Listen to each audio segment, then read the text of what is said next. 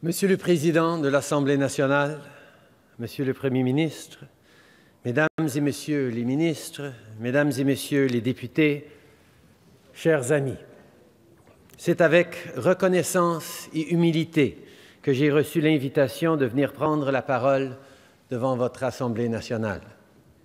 Pour la première fois en cette enceinte, un Premier ministre canadien prend la parole. Un Canadien descendu d'un charpentier français de La Rochelle qui, au milieu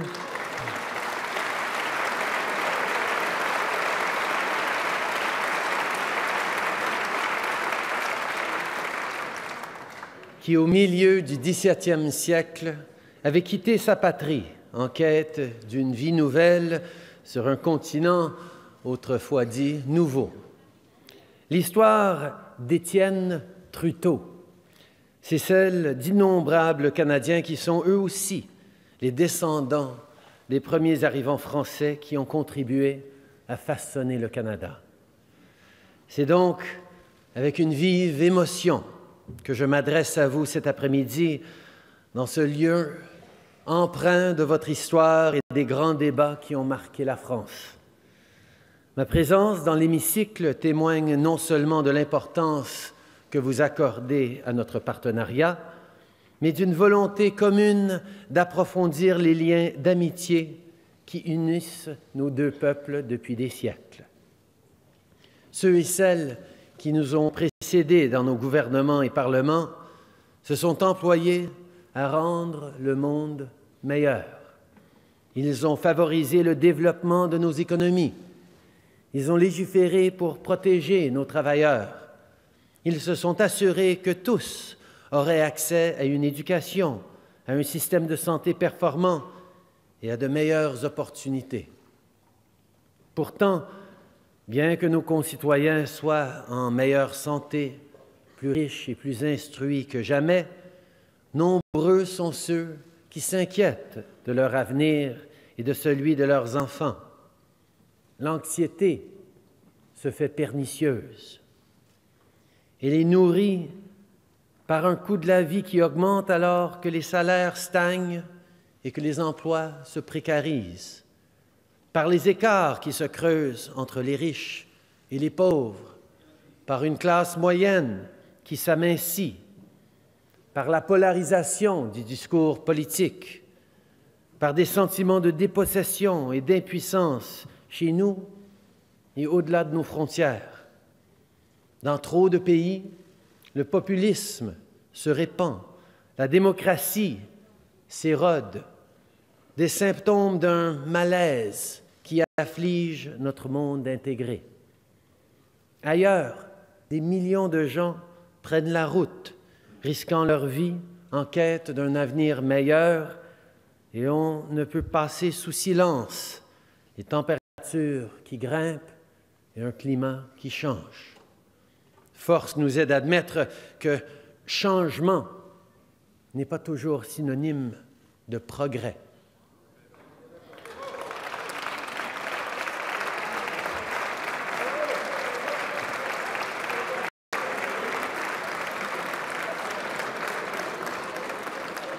Confrontés aux grands défis de notre époque, les démocraties libérales portent la responsabilité d'articuler une vision claire et convaincante de l'avenir auquel elles aspirent et du monde qu'elles espèrent bâtir.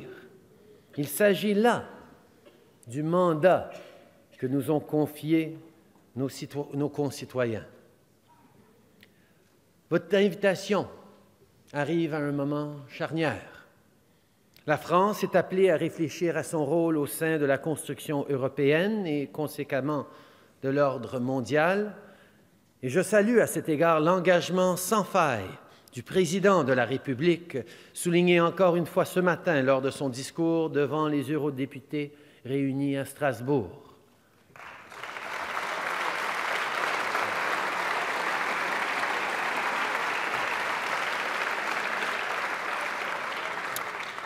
Le Canada, pour notre part, on réfléchit à notre place dans un monde qui évolue constamment et rapidement. nous nous interrogeons sur l'état de notre planète et notre capacité à alléger ces maux. La crise de la mondialisation devrait-elle nous mener à nous isoler, à nous replier? Le Canada devrait-il laisser la peur et l'inquiétude dicter son avenir et surtout décider de celui de ses enfants? That's just not who we are. À une époque où des courants politiques exploitent l'inquiétude bien réelle de leurs concitoyens, le Canada a choisi de contrer le cynisme en faisant preuve d'audace et d'ambition. Alors que de nombreux pays se définissent en s'opposant, le Canada s'affirme. Nous nous déclarons ainsi pour le commerce progressiste, pour la diversité, pour l'immigration, pour la protection de l'environnement,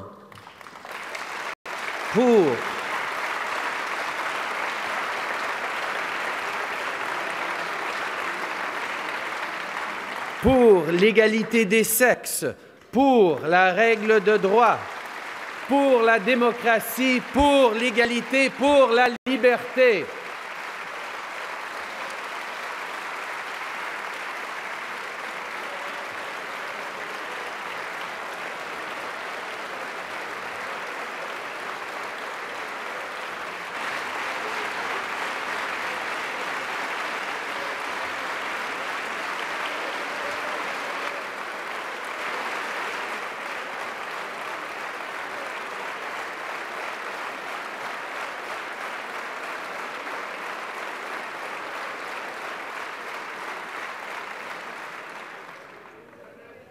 Comme l'avaient fait valoir les Lumières, face à l'ignorance, choisissons la raison. Face à l'obscurité, choisissons la science, les débats et le progrès.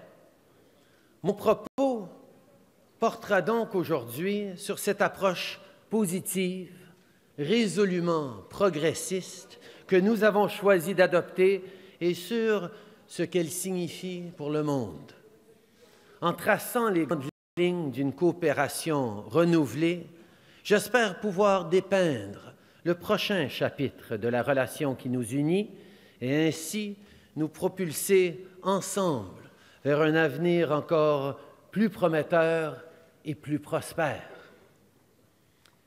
Les inégalités qui persistent dans nos sociétés laissent s'installer le doute, l'inquiétude, voire l'hostilité de certains à l'égard d'un monde intégré. Elles font obstacle à notre prospérité. En effet, nous sommes tous perdants lorsque nos concitoyens sont exclus, que ce soit en raison de leur sexe, de leurs origines, de leur orientation sexuelle ou de leur identité de genre.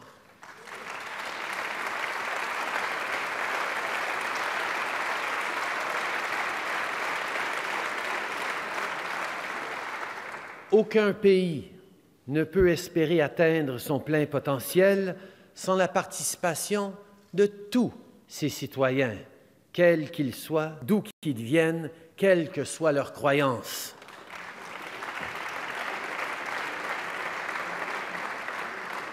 La France et le Canada ont réalisé des progrès importants à ce chapitre. Nous avons tous deux marqué l'histoire en choisissant un Conseil des ministres paritaire. Et je note également que cette Assemblée approche la parité et là-dessus,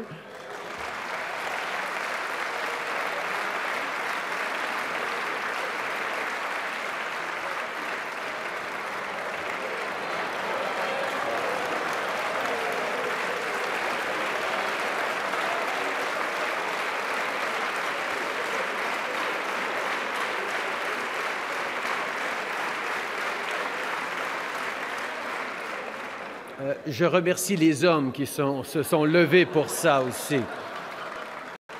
Mais là-dessus, je dois avouer qu'au Parlement canadien, nous avons encore beaucoup de chemin à faire. Et c'est à nous d'œuvrer tous les jours pour la véritable égalité des sexes à tous les niveaux, dans tous les domaines. Ni la France, ni le Canada, ni les 5 autres économies les plus avancées du monde qui forment le G7 ne peuvent prétendre avoir comblé ces inégalités. C'est pourquoi l'égalité des sexes est le thème horizontal du sommet du G7 que le Canada présidera au Québec, dans la région de Charlevoix, en juin. Que ce soit en matière d'économie, d'emploi ou d'environnement, les conclusions adoptées par les membres du G7 devront contribuer à la véritable égalité hommes-femmes. Prenant conscience que les politiques publiques n'affectent pas les hommes et les femmes de la même manière, nous devons examiner chaque solution en tenant compte de ses effets sur les unes comme sur les uns. À travers les thèmes de notre présidence, nous chercherons ainsi des moyens de contrer la faible croissance chronique, l'écart des revenus et les inégalités sociales, ces inégalités qui érodent non seulement le niveau de vie de la classe moyenne, mais aussi la confiance de la population à l'égard du commerce mondial, de la coopération internationale et de la démocratie libérale. Cela explique notre décision de mettre sur pied le Conseil consultatif sur l'égalité des sexes sous la coprésidence de l'ambassadrice du Canada en France, Mme Isabelle Hudon, et de Mme Melinda Gates, la grande philanthrope. Leur mission est justement d'assurer l'intégration de l'égalité des sexes dans l'ensemble des thèmes, des activités et des résultats de la présidence du Canada au G7. L'argument est simple. Une plus grande participation des femmes au marché du travail est indispensable à la croissance de nos économies.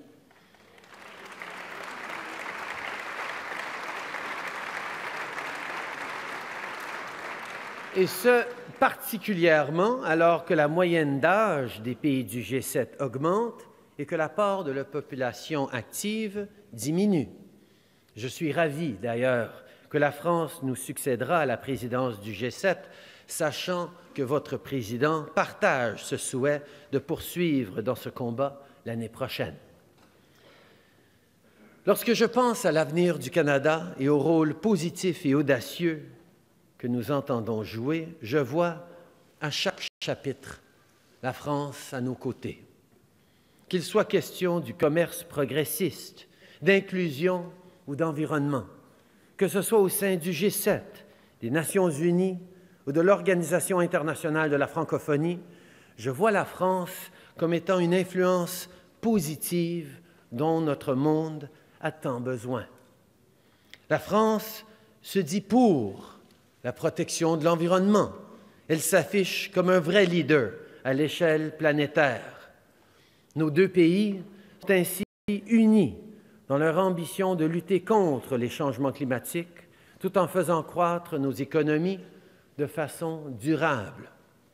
De part et d'autre de l'Atlantique, nous effectuons des investissements sans précédent dans les technologies propres et dans les infrastructures vertes qui stimulent la croissance et créent de bons emplois pour la classe moyenne.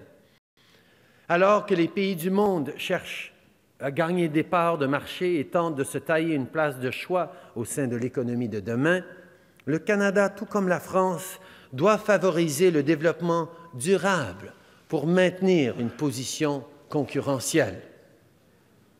Dans les toutes premières semaines de mon gouvernement, en 2015, nous avons participé activement à la COP 21. Je tiens d'ailleurs à saluer la France pour l'impulsion qu'elle a su donner à ces négociations et à rappeler le rôle actif qu'a joué notre ministre de l'Environnement et du Changement climatique, Catherine McKenna, pour rapprocher les parties afin de conclure l'accord de Paris.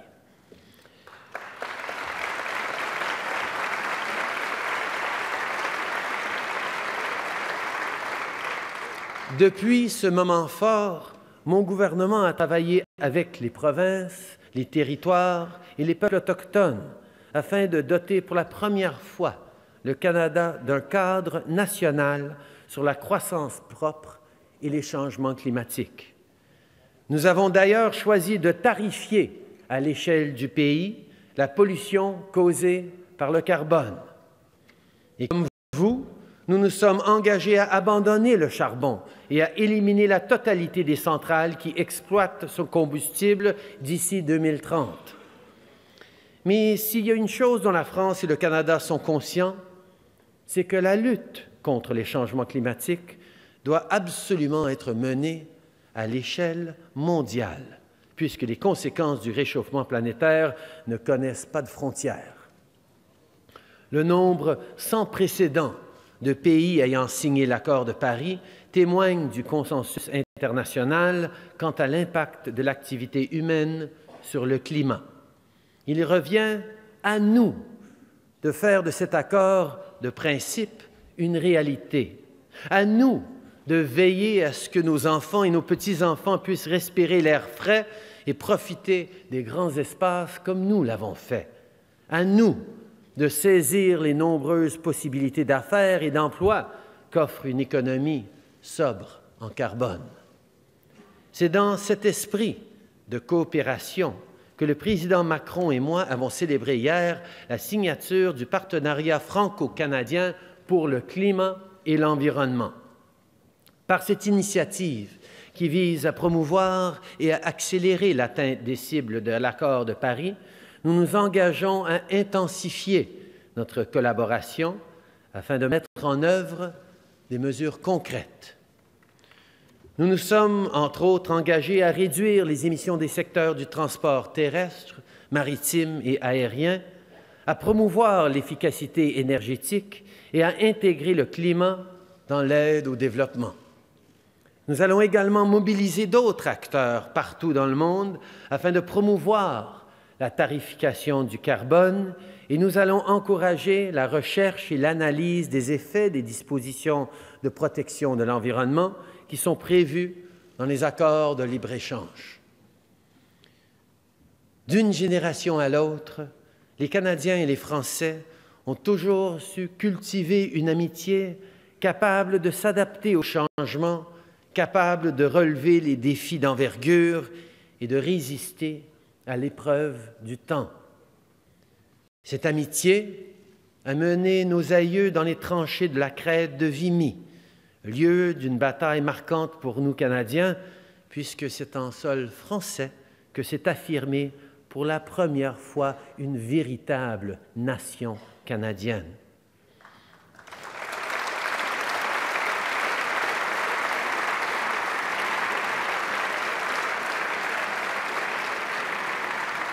C'est une amitié dont j'ai été témoin il y a 1 an lorsque je visitais les Hauts-de-France pour assister aux commémorations entourant le centenaire de cette bataille d'Arras. Une amitié fortifiée lorsqu'une génération plus tard, le Canada s'est à nouveau porté à la défense de la France. Plus d'1 million de Canadiens ont alors répondu à l'appel et trop d'entre eux ne reverraient jamais leur patrie. Aujourd'hui, Dieppe, Juno Beach, Courseulles-sur-Mer et tant d'autres résonnent dans notre mémoire nationale. Le Canada et les Canadiens se souviennent.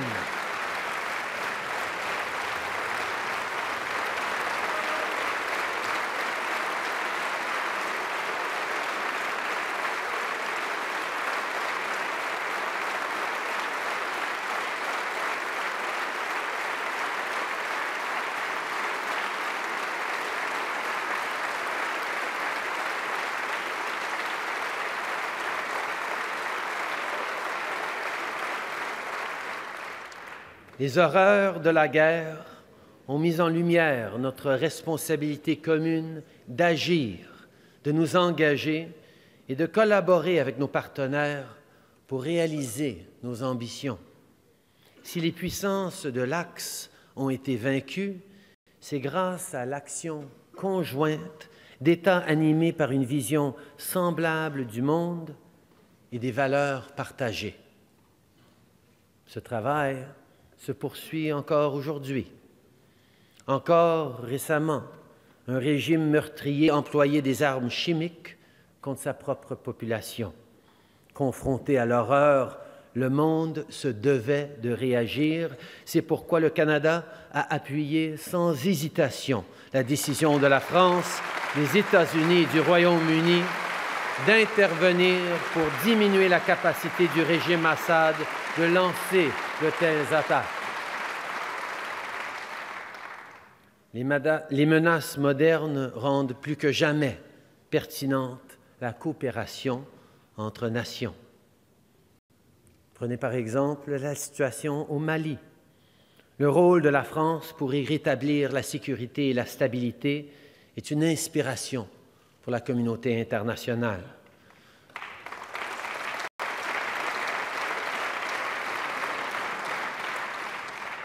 Renouant avec une tradition canadienne, nous nous joindrons sous peu à la France et aux 56 autres pays partenaires qui appuient la MINUSMA.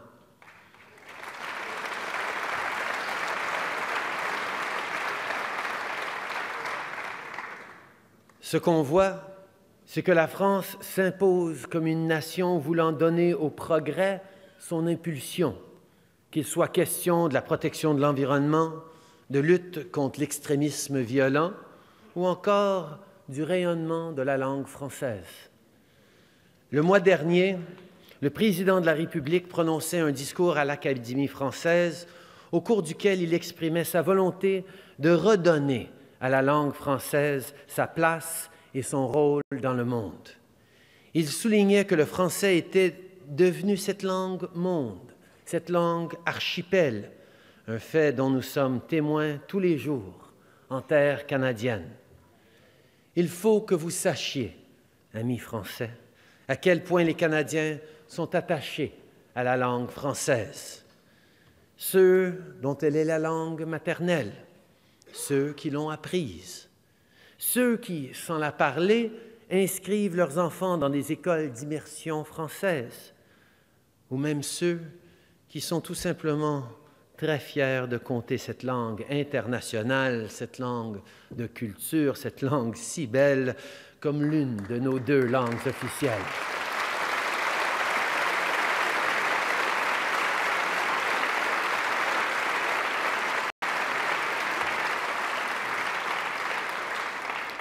Si la langue française est toujours si vivante en Amérique du Nord, 4 siècles après la naissance d'un berceau français sur le continent, c'est que le Canada, et notamment le Québec, s'est profondément engagé à la garder vivante.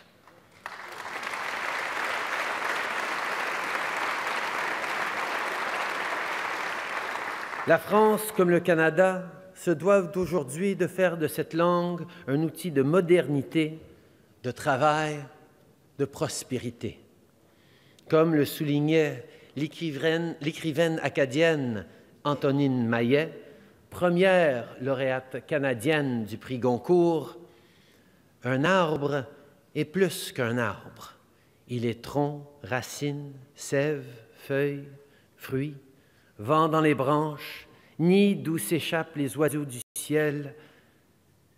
C'est la plus belle image que m'inspire la francophonie. »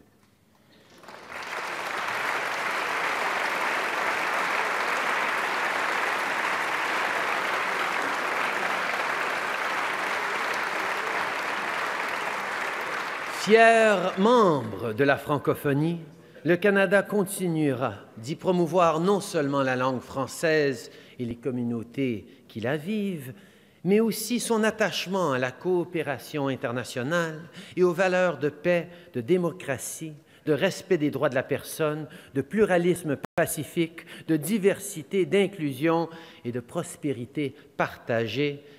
Et ici encore, notre partenariat est essentiel. Une amitié forte, capable de résister à l'épreuve du temps, c'est un sentiment qui se cultive, qui requiert du travail et parfois une grande volonté d'aller de l'avant. J'ai été témoin de cette volonté lorsque le Canada et l'Union européenne ont conclu l'accord économique et commercial global. Ce jour-là, nous avons décidé de ne pas opposer le commerce au progrès social, et environnementale.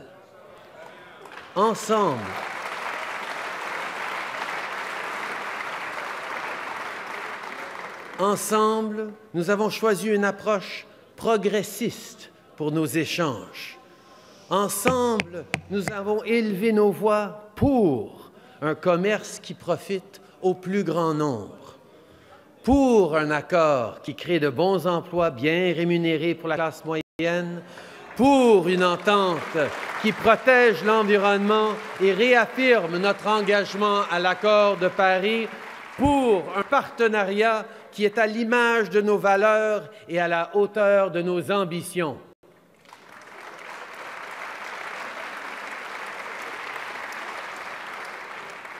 Après tout, 4 siècles de commerce et d'échanges nourrissent la confiance. L'AECG, ou le CETA, comme vous dites ici en bon français, va plus loin que n'importe quel autre accord commercial dans le monde. Il donne l'exemple sur la protection des droits de la personne, sur l'environnement et sur la mobilité des citoyens. Il préserve le droit des États de légiférer et de réglementer dans l'intérêt public, de mettre en œuvre des politiques visant à soutenir leurs industries culturelles, en plus de protéger les normes de travail et de promouvoir une coopération accrue en matière d'environnement. Entré en vigueur de façon provisoire il y a quelques mois, le CETA produit déjà des effets. En 2017, avec seulement 4 mois d'impulsion donnés par le CETA, les importations au Canada en provenance de la France ont augmenté de 4 %. Seulement dans les secteurs agricoles et agroalimentaires, on atteint une augmentation de 8 % par rapport à l'année précédente.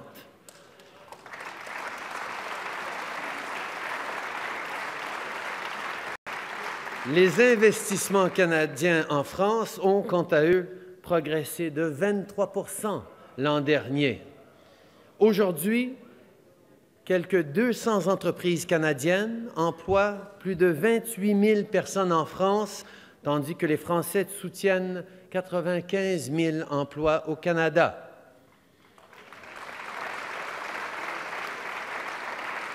Ces chiffres sont des signes précoces, mais positifs, de la direction que prendra notre partenariat sous cet accord. Mais pour nos concitoyens, le CETA va bien au-delà des pourcentages et des données.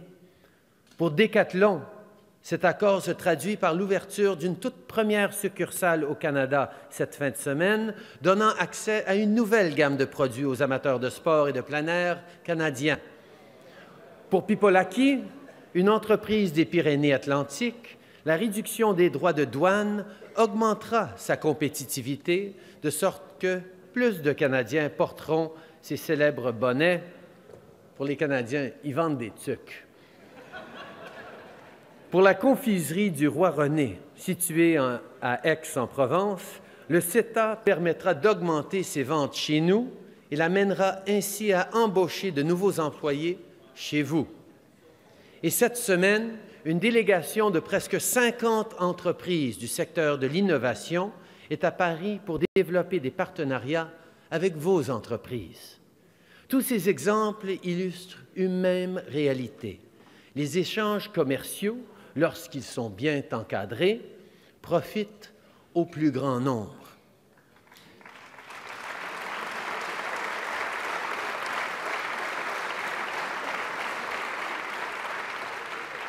Et posons-nous la question, si la France n'arrive pas à ratifier un accord de libre-échange avec le Canada, avec quel pays imaginez-vous pouvoir le faire?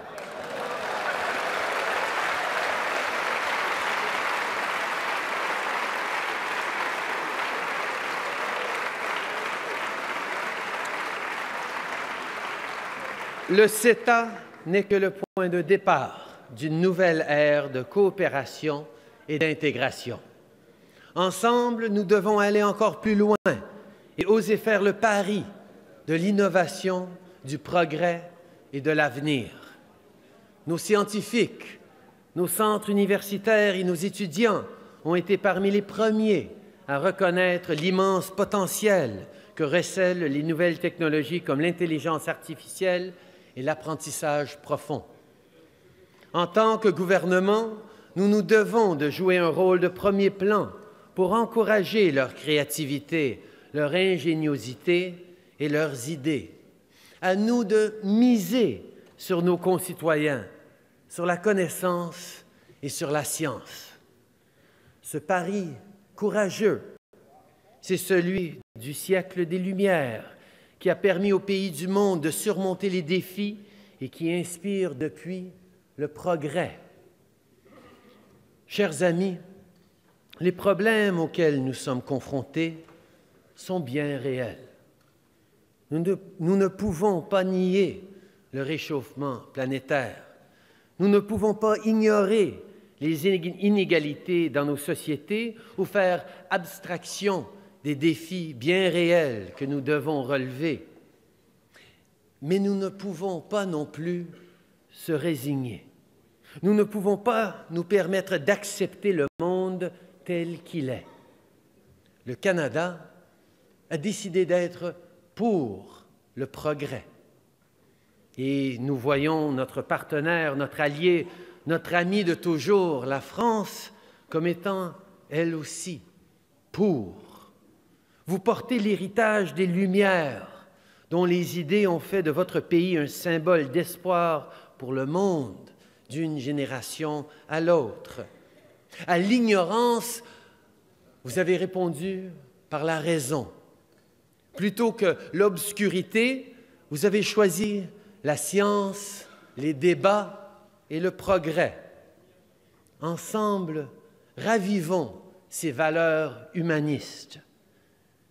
Chers amis, ce partenariat renouvelé entre la France et le Canada dont je vous parle, un partenariat ancré dans nos valeurs et notre histoire, mais renforcé par notre ambition commune, résonnera partout dans le monde. Amis français, les Canadiens vous tendent la main. Ayons l'audace de bâtir ensemble un monde plus progressiste, plus diversifié, plus vert, plus inclusif, plus ouvert, plus démocratique, un monde plus libre, plus égal et plus fraternel, un monde à notre image. Merci.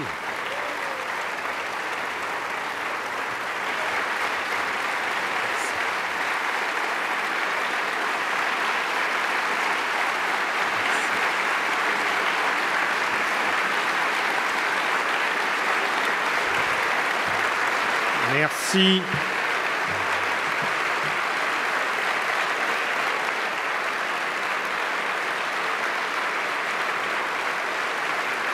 Merci beaucoup, Monsieur le Premier ministre du Canada. Au nom de la représentation nationale, je vous remercie pour cette intervention. La séance est suspendue. Elle reprendra à 16h30.